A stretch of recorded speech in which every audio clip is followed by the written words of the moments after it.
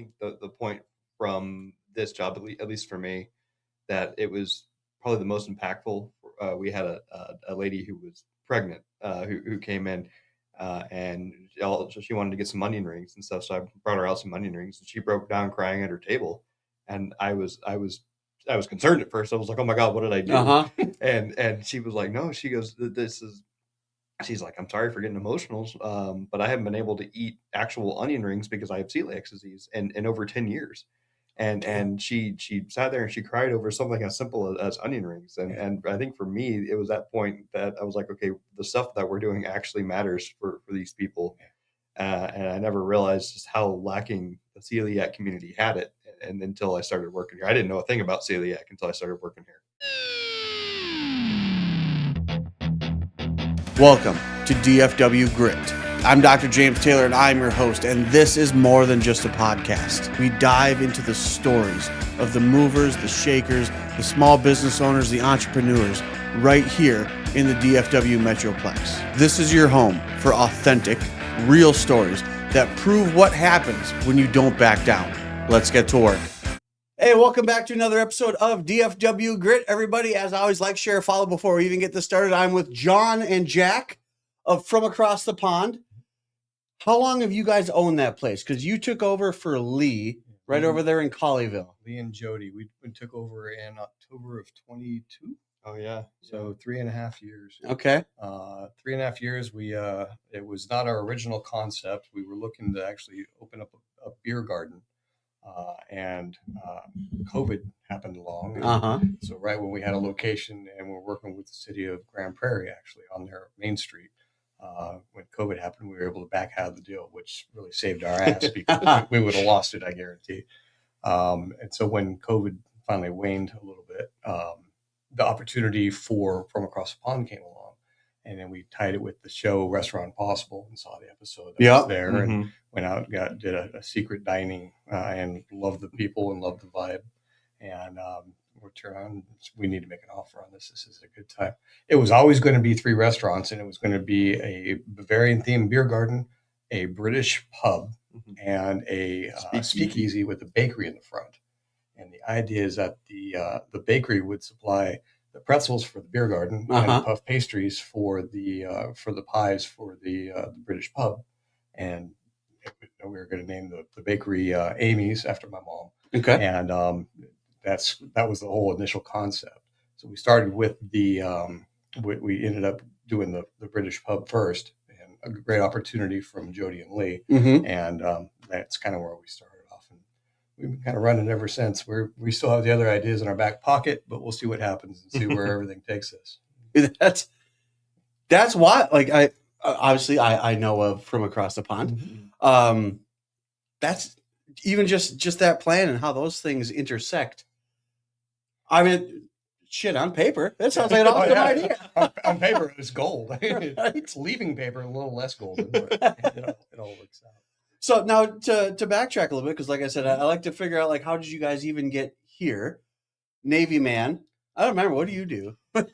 So I've kind of done a little bit of everything leading up to working at the restaurant. And by the time we ended up buying the restaurant itself, I was like, I'm done doing retail. I'm done doing. I worked at TD Ameritrade for a while as a broker assistant over there, and it was good money over there. The people I worked with was great, but it wasn't really something I was passionate about. Fair.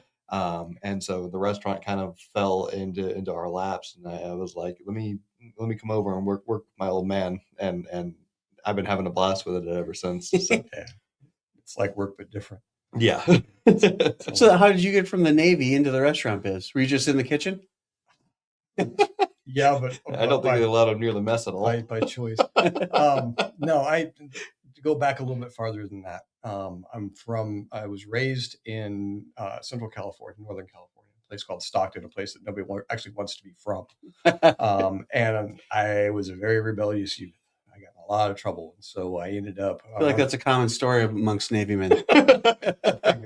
So when I was on one of my work programs for working off being a bad kid, I started working we have a grandmother on stepdad's side who worked candy wagons in the carnival. Okay. She said, "Hey, you need money because your time is all tied up in what you're doing to get out of trouble. Come on the weekends and work with me at the carnival."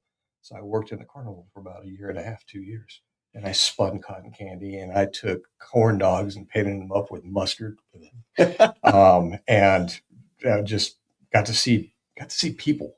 Yeah, I bet you did. Got to see good, bad, and different. We caught a counterfeiter one time. We saw a woman give birth one time. I mean, it was incredible. You saw it like on the Tilt-A-Whirl or something. It just spun it right out of her. Funny though, it was by the Tilt-A-Whirl. It's like I was there. Not my kid. Not my kid. So I'll claim you. Sure. So Thanks. So that gave way. A carnival is a fun job, but it's not something you want to do for a career. Fair. So I ran off to Monterey, and I worked as a janitor at a water treatment facility during the day, and I got picked up as a DJ at night, and so I was DJing. Okay, the DJ job, the first company I ever started. I've started 19 companies. The first one I ever started was I was 16. It was a DJ company out of high school. Me and 2 other guys, we had a blast. Didn't make any money, but had a great time. Yeah. So I started DJing for the Black Pearl Room in Monterey. That gave way to a spot on KSTL Monterey Rock Radio with Johnny Angel in the morning. It was a good time. But I got kicked off the air. Was encouraged to leave the air on New Year's Day of 1990 for profanity on the air, as you do. Yeah, as one will, yeah. So shit. Yeah, so that happened, and I went back home to my hometown to see a good friend of mine enlisted in the Navy. I turned around to the recruiter. I said, "Sign me up." My dad was Navy, and so I had that tie there. He was a navigator on destroyers, and he went to go work for a lady named Grace Hopper, a wonderful lady. And he passed away when I was very young, so I always had that in the back of my head, that tie. So I signed up and I enlisted. My dad was an officer. I went in and enlisted, and I became a quartermaster working in navigation. And all my friends said, "If you do this, there's going to be a war." There hasn't been a war in 20 years. You guys you're full of shit. This was 1990? Yeah.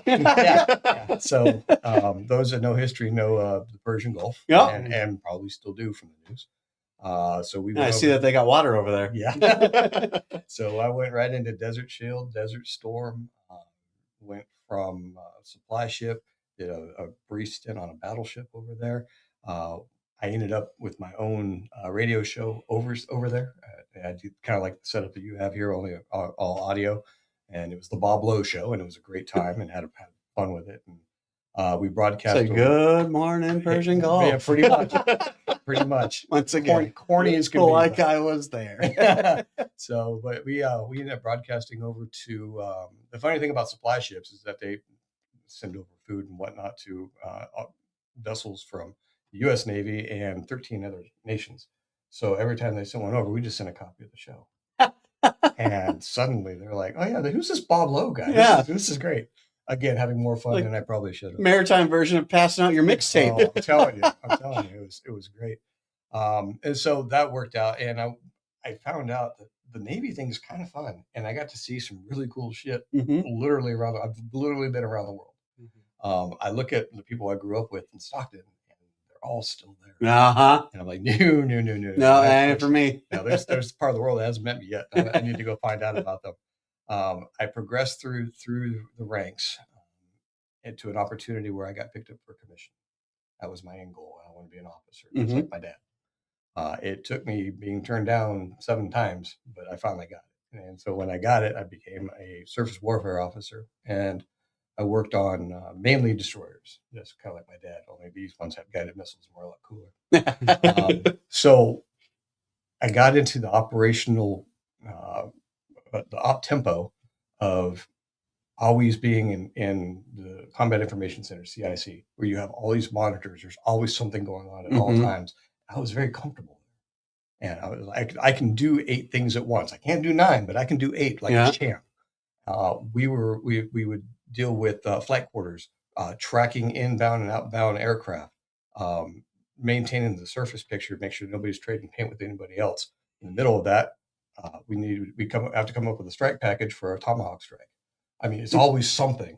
We were chasing pirates around off Yemen. I mean, this is like, sign me up. This is awesome. Right? Let's go. And then that all builds up to you promote up to your highest level of incompetence. And I'm not a politician. I don't even fake it as a politician. I never have. I speak my mind too much. So when I got to lieutenant commander, that's about as far as I could go. You talk too much. Yeah. So we were in Japan, and both boys were in high school there. They went to the same high school as Mark Hamill, yeah. Oh, sweet. Yeah. And we were in Yokosuka, Japan, and it got to the point where this is the end of my career. I think it's time to step down. Well, why? Because I got other shit I want to do. Yeah. You were getting bored. I was getting bored. So I would stand mid watches over there were pretty boring. There's not a lot going on. It's you ramp up, something exciting happens, and then nothing. And it's a sine wave. It's either high or low. I was on watch when the Malaysian airline. We had to coordinate all the efforts for the search and rescue for that. Multiple countries, multiple armed forces. It was crazy, but it was exciting because we were trying to find these guys and find out what happened and what can we do to help these people. So it was always something. So we wrapped up the career. I came home, and the only reason I did as well as I did was I was surrounded by wonderful people in uniform and a kick-ass family. My wife made sure that everything was handled on the home front and was an absolute trooper the entire time. I could not have done the job without her. I guarantee it. So we came back to the States. We had a little house in Alabama, sat there for a minute, got really bored really quick. I no longer have 8 things to do. No, and I was miserable. So I'm not happy unless I'm doing 15 things with my hair on fire. Well, not much hair anymore, but whatever.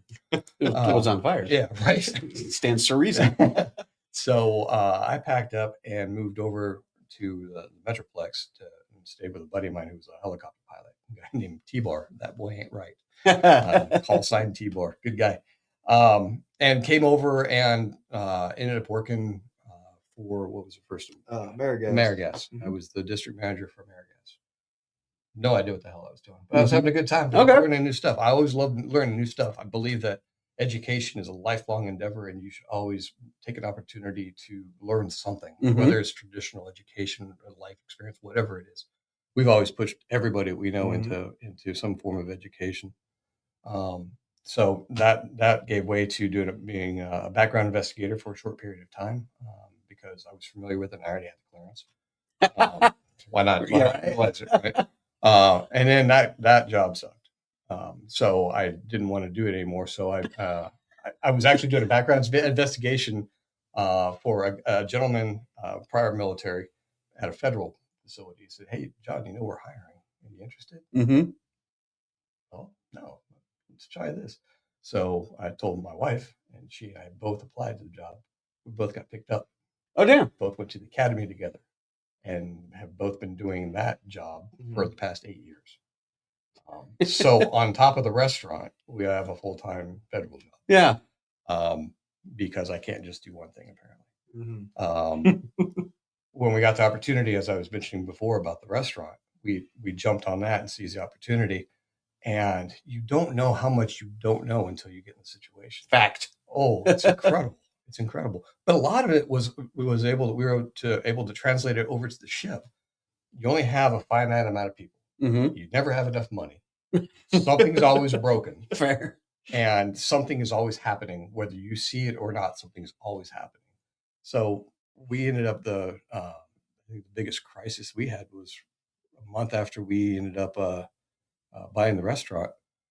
COVID came through. A wave of COVID came through and took out all of us. All but 2 or 3. You and a server, I think, were fine. We're the only ones left. So I was a chef, line cook, prep cook, dishwasher. And I ran the back of house while we had one server that could run the front. That was it. Damn. And we had to keep the doors open because people needed to eat. Yeah. And our niche is gluten-free. It kind of happened on accident. But there's a huge community that it has to eat gluten-free. All the celiac community, all the gluten sensitivity. And so if we don't stay open, they're severely limited in what they Yeah, can. their options. Yeah. So we made it a point to make sure that we could stay open and keep the doors. I mean, it wasn't optimal by any means, but we kept it open, kept it going.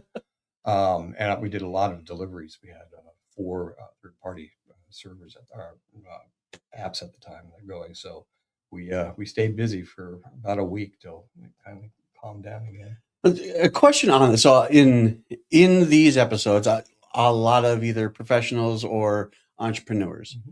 And one thing that I'm noticing over and over and again is, well, I have to.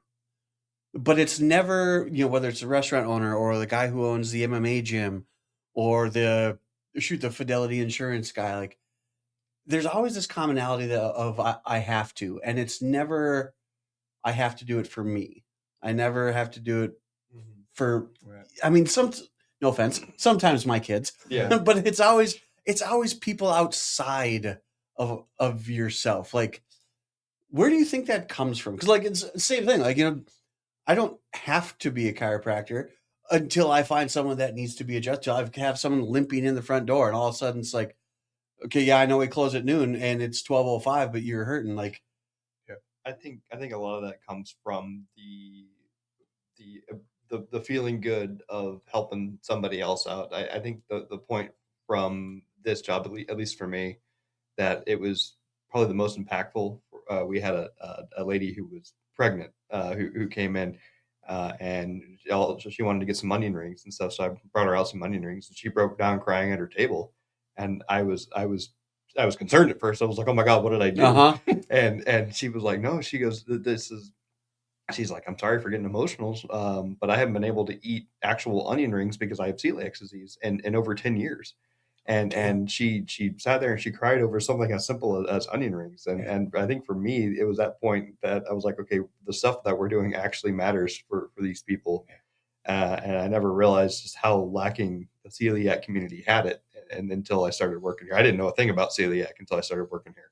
Oh, so that was that a selling point, if you will, when buying the restaurant? Like, oh, cool. Absolutely. We were looking for a gluten-free thing, or we're looking for a restaurant. This one happens to be gluten-free. Okay, yeah, sure, we'll roll with that. We stumbled right into it. Yep. We were all, none of us were, at the time, were gluten sensitive whatsoever. I eat like a champion. Mm-hmm. But my wife ended up developing a sensitivity to gluten about 6 months after we had the place. And so it was very serious before, and now we have ownership that also buys into this. Yeah.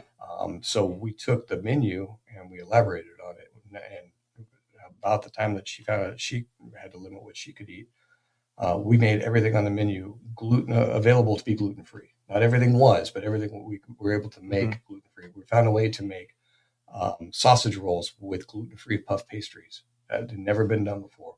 We were one of 2 places that make gluten-free onion rings in the entire Metroplex. The others had Creek. They had their cute little string onion curly rings. fries. Yeah, and they're good, but ours are. Yeah, they're onion rings. Yeah, it's like something you get at a steakhouse. An onion, and I know from experience. It's an onion that knows somebody. Yeah, right.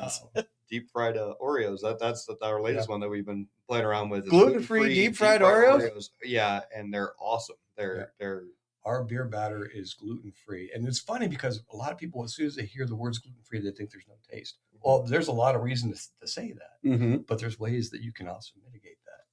And so we do our beef and ale stew. We use a gluten-free beer. I'll put it up to any other beef and ale stew anywhere. I was skinny. This is all from the restaurant. But there's always a way. It's kind of a challenge to find a way to work around the constraints that you have and still make a good enough product that people will. Before we bought the restaurant, fish and chips for the restaurant placed 3rd in the Metroplex for taste in a competition. We're dying to see another one because we wanted to do it again and see if we can take 1st place. Oh, they just haven't had another competition? No, they haven't had one in 4 years. Yeah. So I'm hoping that, and hell, maybe we'll just put it together ourselves. Yeah, same to organize it. Yeah. But there's always something to do, and always a challenge right there, which is probably why you keep doing it. To your point, I think a lot of the time I was doing it was not just for the reason Jack said, but it was also servant leadership. I learned years ago that everybody has a boss. And if you're in any kind of service industry, you need to pay attention because you have customers, you have employees. You can't do anything without your team. Yep. I guarantee it. And it's so hard to get a good team nowadays because everybody's just flowing right through like water. We have a core group of people that we keep at the restaurant that do amazing work. We have a chef Allie in the back, who does a tremendous job of keeping all the plates spinning, sometimes literally. And then the front of house is is headed up by assistant general manager guy named Jose Ochoa, and he's much better than he ever should be. He's phenomenal. Jack used to work for him in retail, and then we stole him and kept him. And so it's a big happy family. I would adopt him if I could get away with it. I think his kids might have a problem with it. Yeah, that'll happen. So it's you're always working for somebody, and you're always trying to do something for somebody. And if you have the right personality for it, why would you not try to help people? I mean, there's enough bad stuff that happens in the world. Let's see if we can help each other out a little bit.